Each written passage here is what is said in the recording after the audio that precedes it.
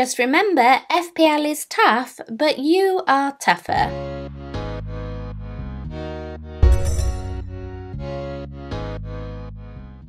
Hi guys, I'm FPL Nymphrya and welcome back to the home of FPL videos. Let's take a quick look at how I got on in Game Week 27 with a few games left to go before moving on to my Game Week 28 preview. Martinez, wow, Martinez, what a G. Now, I'm not sure what happened here because he was on 10 points, then he was on 9 points, and then he was on 7 points. Turns out because the extra save was taken away, so was the extra bonus point. Bit of a mad half hour after the match there, but still I'm really happy with those 7 points.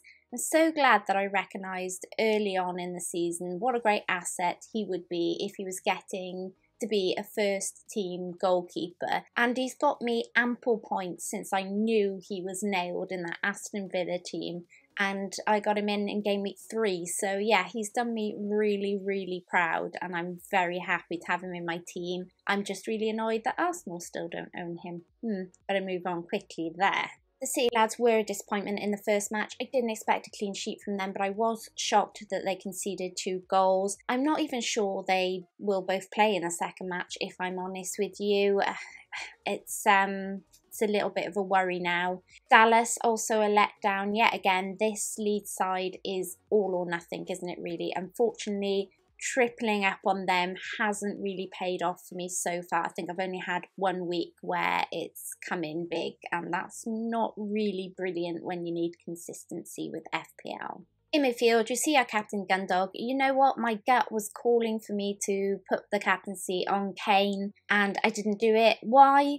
Well, number one, because it was a double game week and I didn't want to be sat here with a Kane blank and everyone else having an extra game with their captaincy in it. So that kind of had me a bit concerned. And secondly, because I just triple captained Bruno against Crystal Palace and it hadn't paid off. So I was a little bit, I guess, iffy to go all in on Spurs and then them have the same experience against Crystal Palace as what United did. I don't have confidence in Gundogan starting the second match. I mean, we all know what Pep Roulette is like.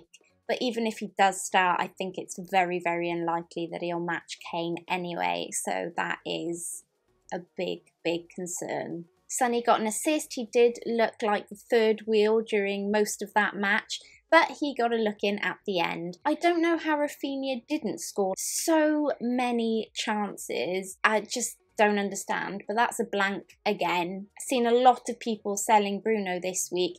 He was never ever a sell for me, even after letting me down as my triple captain. He got his penalty that he should have got the week before, you know what I'm saying, and he added 10 points towards my team total. Salah, on the other hand, was also a popular sell this week. Those who did are likely much better off than those of us that stuck with Salah. In my watch list section last week, I did suggest Gareth Bale. I should have followed my inkling on that one. I'd have certainly been better off this week if I had.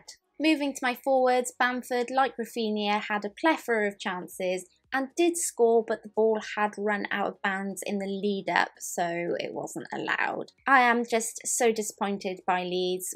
Just wish I hadn't tripled up, really. I don't really know where I go from here. I have to stick with them until 29, I guess, but I very much doubt I'll be continuing on much past 30 with all 3 of them, which is not fun, really, considering they have brought us a lot of joy in this league so far. So they got another couple of games to prove me wrong and get back into my team, I guess. Kane, on the other hand, has been worth the -4 I took for him last week. Smashed it out of the park with 2 goals and 2 assists for 3 bonus points. If only I had been brave enough to captain him.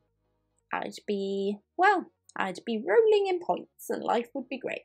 That means my 3 top scorers at the time of recording are my G Martin, Bruno Fernandes and Sir Harold of Hurricane. With all of that, I'm on 54 points at the time of recording this with a few players left to go on Wednesday night. Hopefully, if Pep is kind to us. Hopefully, he's kind to us. I am dancing with the red or green arrow. It's very close. It's a tiny green at the moment, but if none of my City players start, or some of them start and they blank, and other City players get a return, it'll be a red. Unfortunately, it's just that close. I just can't seem to pull myself into the top 400k club, unfortunately, and I'm running out to make a dent in my OR here. So it's not looking like it's going to be the best finish this season for me. Of course, I'd been a bit better off had I have played Soufal over Dallas. It's about as typical as it comes, but the rest of my bench is an absolute mess, so I think I got most of the other calls right. Looking ahead to Game Week 28, and this is how I'm currently lining up. I don't mind this, but I have a few concerns, plus I have 2 free transfers and Game Week 29 in mind. Okay, so I really don't love the idea of 3 leads against Chelsea, especially after their last game. So ideally, I'd like to switch Mitchell to a defender that I'm hopefully more confident will play in Game Week 29, and I like playing this game week over Dallas. For me, I'm looking at Fulham or Aston Villa defence. Right now, that's Konza or Aina. Aston Villa have kept 2 clean sheets in 4 games, and Fulham have kept 3 clean sheets in 4 games.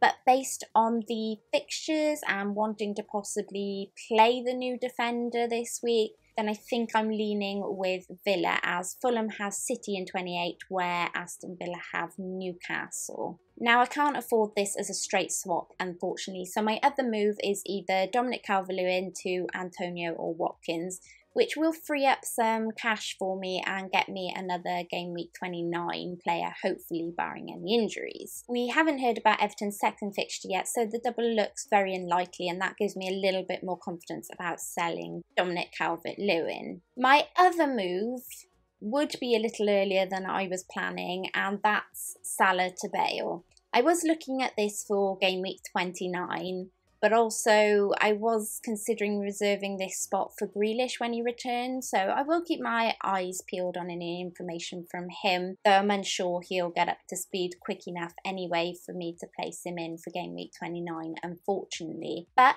if the Spurs that turned up against Palace turns up against Arsenal, I hate to say it as an Arsenal fan, but it will be an absolute bloodbath. And we're in a situation like Liverpool last year where we can't call who's going to be in amongst the points between Son, Bale, Kane, even Ali if he plays. So I'm thinking if I can get Bale in, then, you know, is a hope of catching one of them if they score or they get any points. If I do this and Salah goes big against Wolves, then I'll be in trouble, because you know we all know what Salah can be like on his day. But I am considering the wildcard 30-31, so I can wildcard him back in. And there is a possibility that if I'm moving Dominic Calvert-Lewin on next game week for Antonio or Watkins, that I may be able to free up a bit of extra cash to do Bale back to Salah anyway. So it's not all lost, and it's a bit of a punt. It's just whether or not I want to sell Salah, which I hate doing. Absolutely hate selling Salah, hate not having him in my team. But I just like that Arsenal fixture a lot for Spurs, and Salah has been struggling more recently.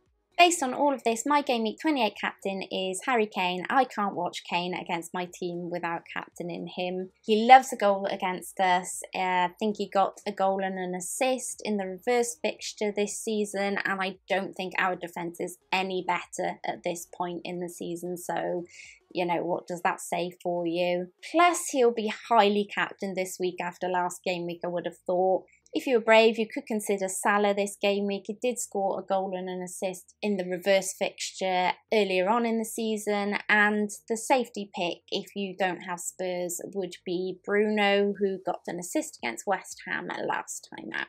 Players I think could be worth some consideration based on current form are Shaw. If you can cover game week 29 as he blanks there, but he just looks great for attacking threat with a goal and 5 assists this season. Plus, United have kept 3 clean sheets in a row now, and 2 of those were against Chelsea and City. So, yeah, he's definitely a consideration. As is Creswell. He's my second shout. I have Soufal, so I'm not keen on the double up. but he's the top point scoring defender so far this season with 10 assists and could be a good shout for game week 29. And lastly, moving on to the trending transfers this week, let's take a look at the players in and out ahead of game week 28. Of the goalkeepers, Martinez is still the trendiest goalkeeper in, with 31 plus 1,000 purchases at the time of recording. Forster is the next highest goalkeeper in, with over 9,000 buys. McCarthy is the most transferred out goalkeeper ahead of game week 28 with 18 plus 1,000 sales. The next highest out is De Gea, likely based on his absence for personal reasons, with 13 plus 1,000 sales. Of the defenders, Cancelo is leading the way out still with 25 plus 1,000 sales. The second most sold this week is Robertson, with over 23,000 managers selling on the Liverpool defender. Shaw is the trendiest defender in after his goal with 45,000 plus purchases. Diaz is the second most bought defender with over 21,000 buys. In midfield, Bale is the trendiest midfielder in by far this week after his brace against Palace, resulting in 176 plus 1,000 buys. Mount is the second most transferred in despite not starting the game the other night, with over 109,000 buys. Salah is the most switched out midfielder this week after 4 blanks in a row with 176 plus 1,000 sales. The injured Maddison is the next highest midfielder sold this week with over 71,000 sales. Up front, Ings is the trendiest forward out this week due to injury, with 74 plus 1,000 managers moving on the Saints man. Vardy is the second most sold forward this week with over 50,000 sales. Kane is the front runner in the forwards category this week after his mega haul against Palace with over 163,000 purchases. Richarlison is the second most bought forward ahead of game week 28 with 48 plus 1,000 buys. And that's it you guys, thanks for watching, lots of luck for game week 28, a fairly normal game week for once. Please don't forget to check out the sponsors of this video, fantasyfootballfix.com, and before you go, don't forget to like, subscribe and hit that notification bell. Until next time, Nimfria out.